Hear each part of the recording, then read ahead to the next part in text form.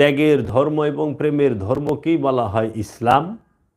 আর স্বার্থবাদী এবং ধর্মকে নিয়ে ব্যবসা এবং ধর্মকে নিয়ে বিভিন্ন প্রকার ছলচাতুরি করা, এগুলো ধর্মের নামেই অধর্ম।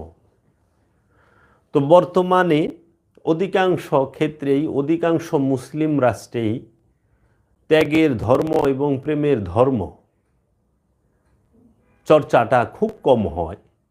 বেশি চর্চা হয় সৈনিক ধর্মের, স্বার্থবাদী ধর্মের, বস্তুবাদী ধর্মের এবং যে ধর্মকেন্দ্রিক ব্যবসা সেই ধর্মের। আপনি খেয়াল করবেন যে যার ভেতরের দিকের জ্ঞান নাই, শুধু বাহির নিয়ে লাফালাফি করেন,